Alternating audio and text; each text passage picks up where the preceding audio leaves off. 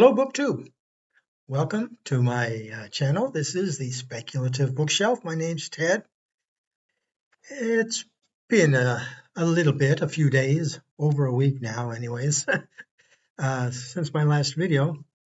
I promise I'll be a little more frequent uh, from this point forward. I just kind of jumped in to posting before I was really quite ready. So now I've kind of worked through a few things, tried to figure out where I'm going with this channel, what I want to do. And I've got things kind of worked out now, and I should be able to get on track pretty well now. So, anyways, in this episode, I'd like to cover 10 books in the mostly in the horror genre. Well, I guess they're all in the horror genre that I really hated. I wish I could get that time back that I spent reading them. Sometimes it feels a little funny or weird or disingenuous even to criticize horror books, uh, for being unrealistic or far-fetched or whatever, as by their very nature, horror stories just deal with fantastic, unbelievably unbelievable stuff. But it doesn't mean that they can't be written well. It's like with reading superhero comic books. There's the concept of the willing suspension of disbelief.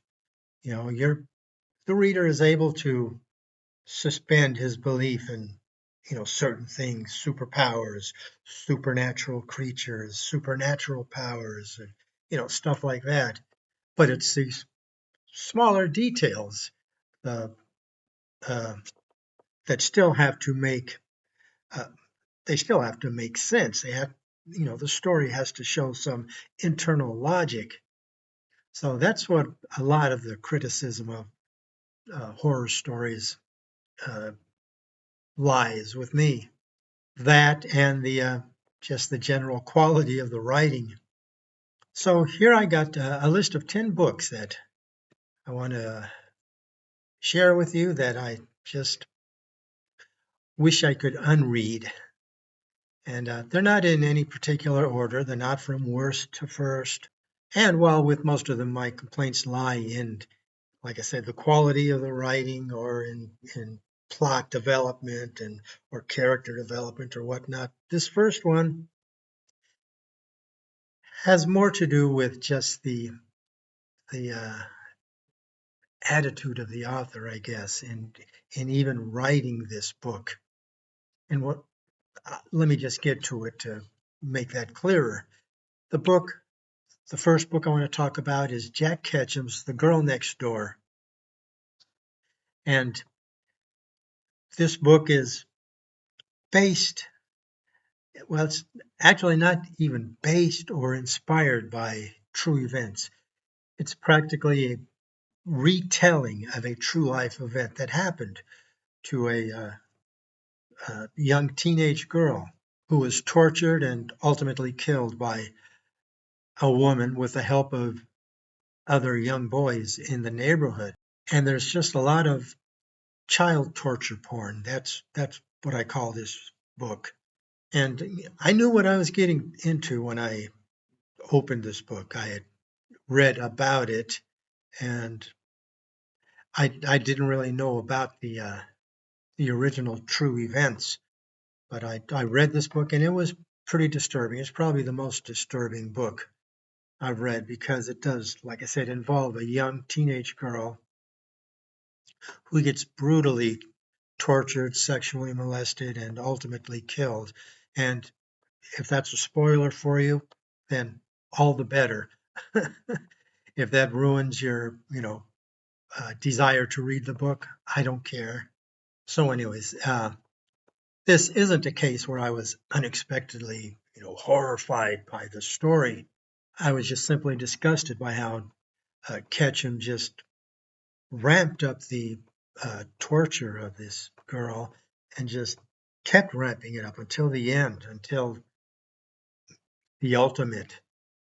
Now that was bad enough, the story, but then I decided to uh, read up on the actual uh, events of the story.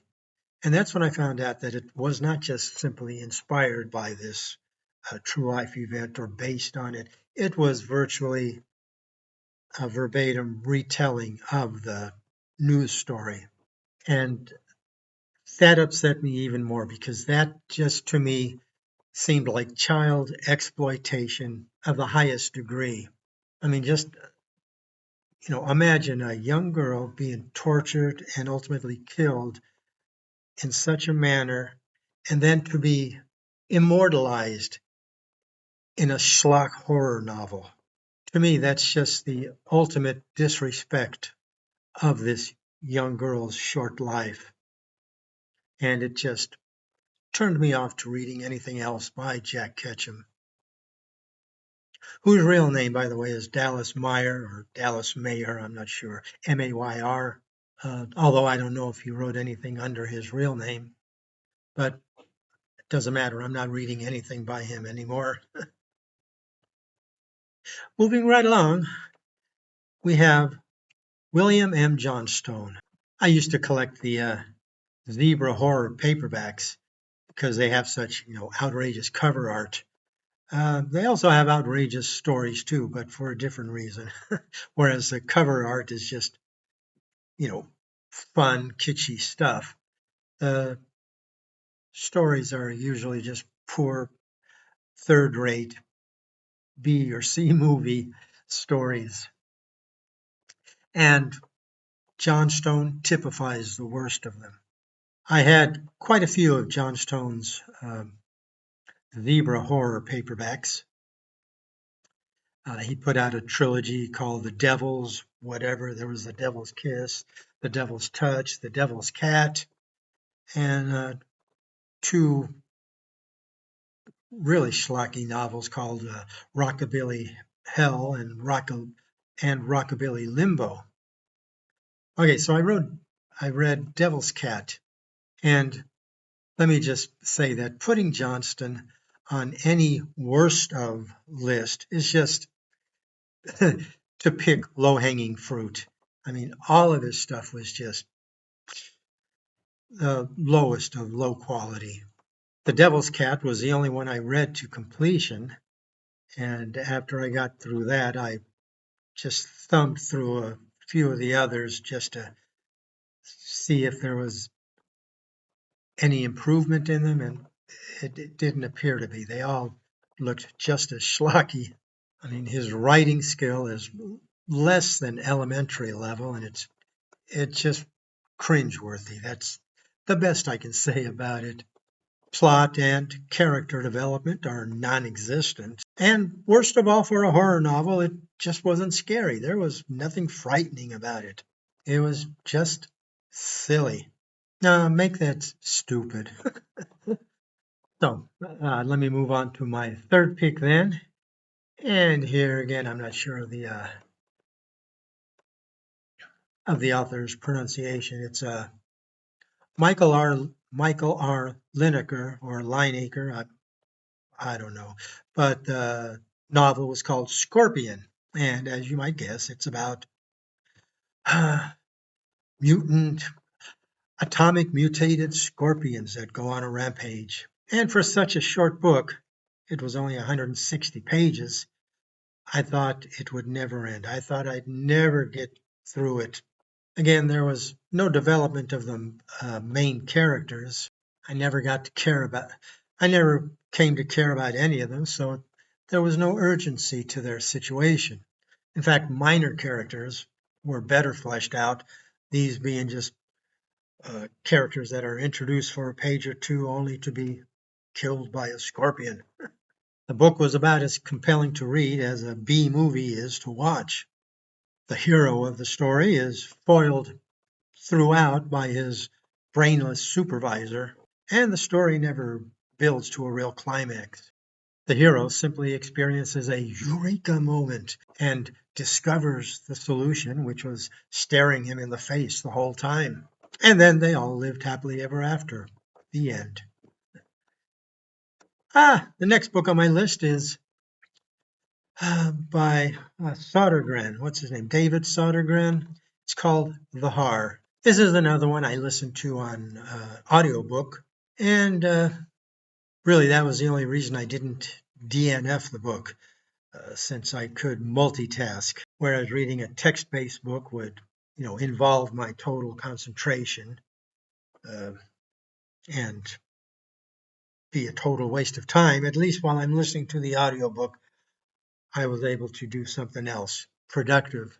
And it was only a 5-hour listen, especially since you can speed up the narration speed. So what's wrong with this one? It's a simplistic plot with a simplistic character development, if you can call it that. The main plot point is a big, mean billionaire real estate developer is buying up all the homes in Witch Haven in order to tear them all down and build a golf resort. So right off the bat, we start off with a cliched villain. Then we're introduced to another cliche. You have the 84-year-old grandma who is valiantly standing up to these, real estate guys, and she refuses to sell.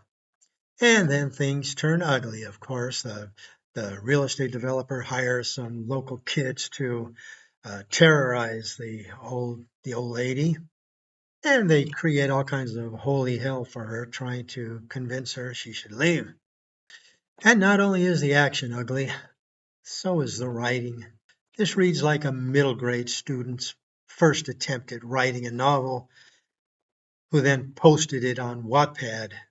He hasn't learned anything of romance or love, so all of Granny's romantic reminiscences about her dear one just come out as cloying maudlin tripe.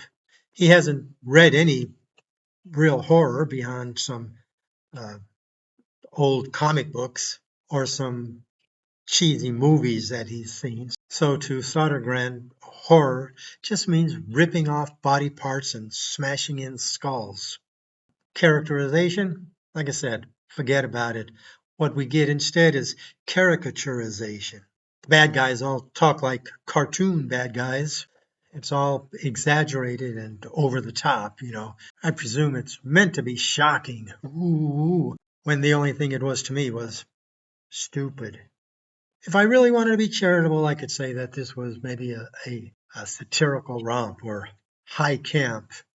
So bad it was good. But I'm not that charitable. I have more deserving charities to donate my time and money to. My next book. I went to my Libby app. I read so much about Nick Cutter's The Troop that I went to borrow that. Turns out there's a long waiting period. You have to put the book on hold, and it was a several months wait. Meanwhile, I saw there was another Nick Cutter book that was available right now called The Handyman Method, so I got that instead. Sad to say, it was a total waste of time. There's not a sympathetic character in the bunch. There's no subtlety in the writing. There's no plot development, no character development. It's just a series of events that are meant to be creepy and frightening, but for me, it all just fell flat. There's no buildup of tension, nothing that gets under your skin, much less grips your mind. And in fact, it was so bad that I decided I didn't need to read any more Nick Cutter, and I canceled my hold on The Troop. The next book I have for you is Andrew Davidson's The Gargoyle. This book was released by Doubleday back in 2008, and I believe the author got like a $1.5 million advance, and it was released with a lot of hype. And of course, it's one of the big five publishers, so the commercial prospects matter more than any literary merit. Yeah, this is actually I guess, a romantic horror.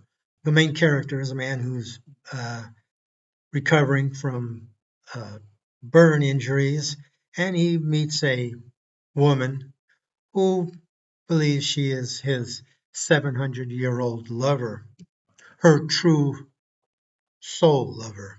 And she's been trying to track him down for all these 700 years while paying penance for her sin against him uh, during their youth. The woman, relates stories from the past to him, and which are actually more interesting than the actual main story plot line, and which is to say that nothing about the plot line is interesting. The only thing I can say about the book is that the writer does have some chops. He does have writing talent, and it shows in the writing.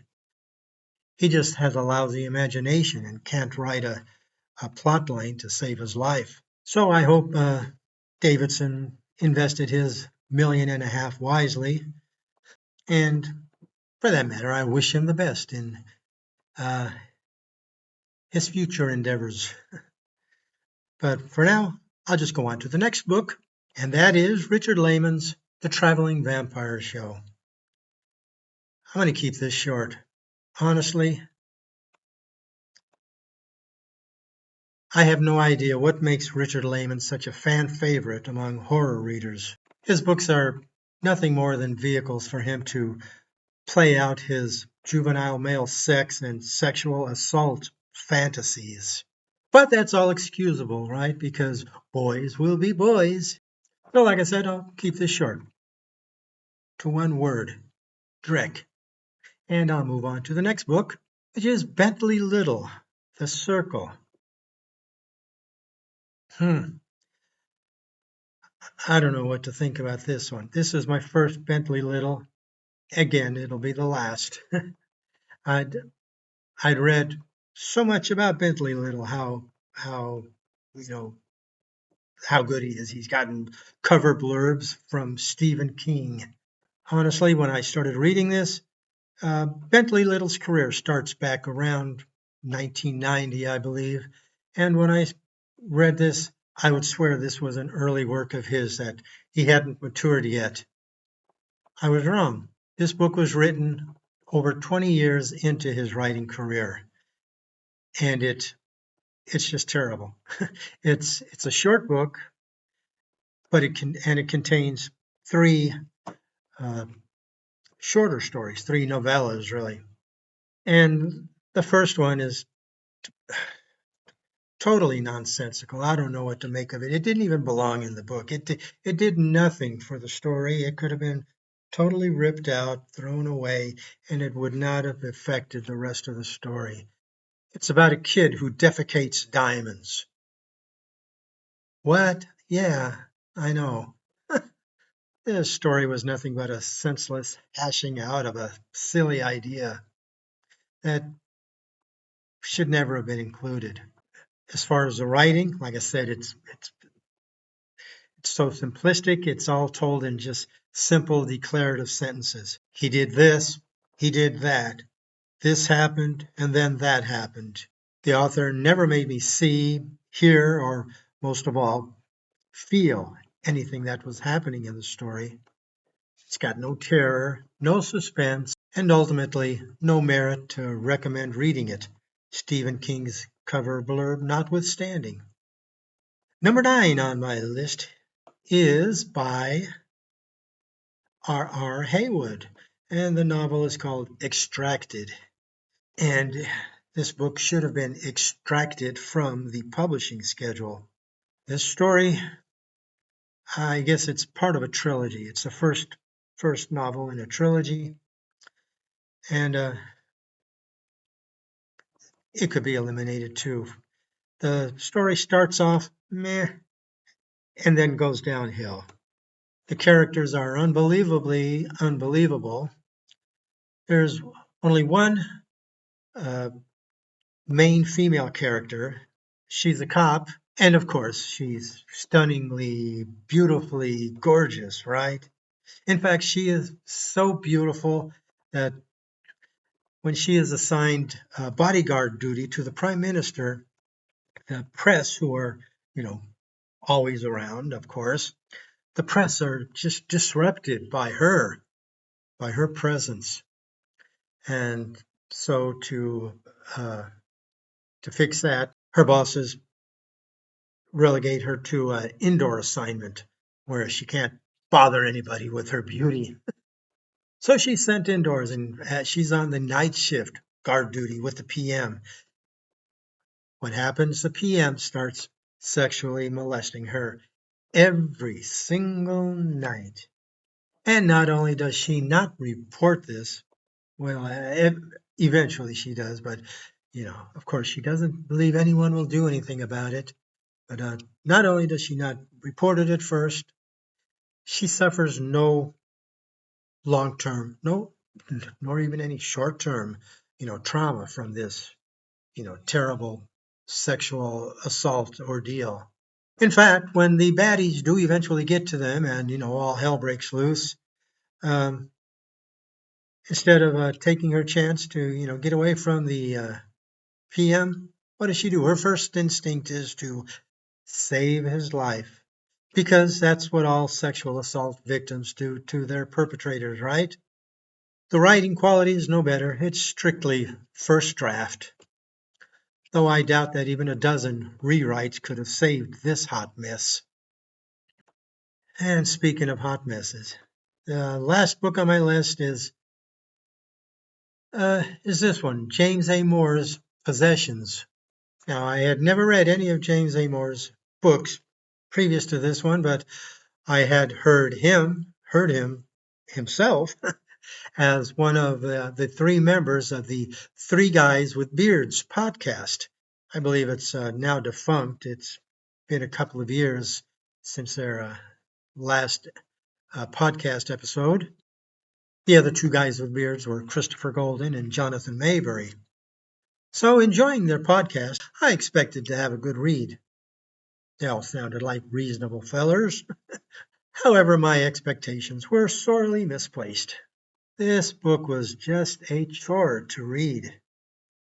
It had no plot development, and it had the worst writing this side of Wattpad. In fact, the writing is so amateurish that I thought it must have been an immature work, an early work that was just published by an undiscriminating publisher, Kensington, who is also responsible for the Zebra horror schlock. This one came out under the Leisure Horror imprint, which is really no better. It's just an updated Zebra horror line. And like I said, I thought it was an early work. Turns out, after reading the back cover bio of the author, this book is written 13 years into his career, so he hasn't learned any writing skills in 13 years. Yet he continues to be published. Go figure. Taking a look at the story, you start out with the MacGuffin, which is just a object with which all the characters are trying to get to. It's just a cheap plot device. And then introduce some shape-shifting freakies, move on to some body snatcher pods, and the author throws in all sorts of madness and mayhem, all with no explanation or even plot progression. And get this, a rift opens in the sky. It's a rift between worlds or between dimensions, I'm not sure.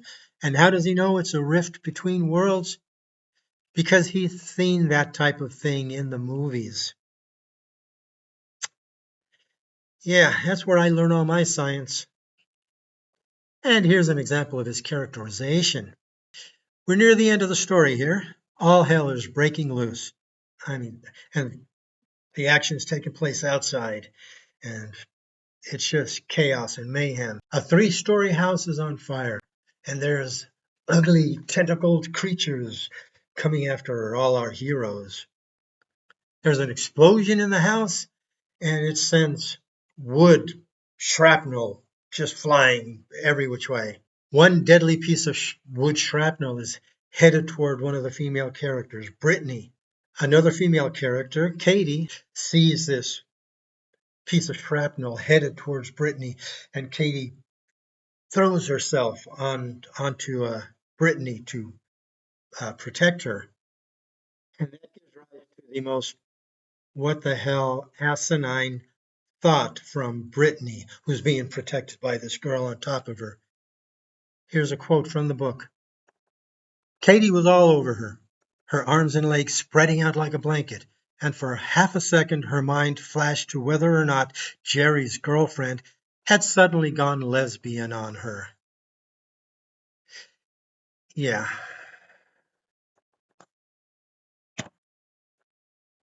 I don't know. Seriously? And that is actually not the worst of it. Well, it's the worst of maybe the plot, but his writing itself is actually worse. Someone should have put a shock collar around Moore's neck while he was typing it out and then press the button every time he typed the word actually. He used it so many times that by the time I got to page 145, I started keeping a tally from that point. In the next 59 pages, he used the word actually 15 times. That's an average of one time every 4 pages, twice on page 152. It's actually amazing that any editor would let that go through like that. So with its underdeveloped plot and the atrocious writing, this is another book that reads like a first draft. There's probably a decent story in there somewhere, but it'll need a few more rewrites and a considerable amount of editing to make anything out of it. And needless to say, I'm not going to take my chance on another book by him.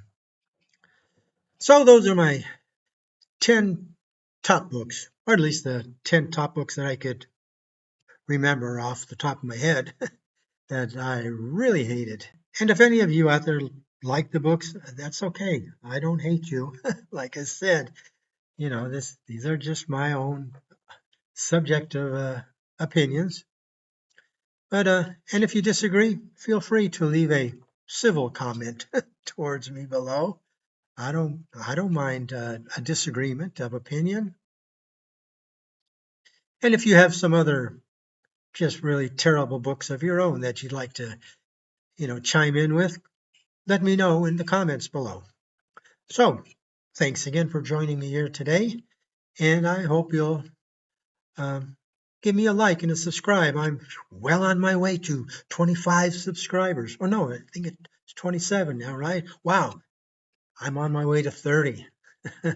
So I hope you'll hit that subscribe and like button. And until next time, happy reading.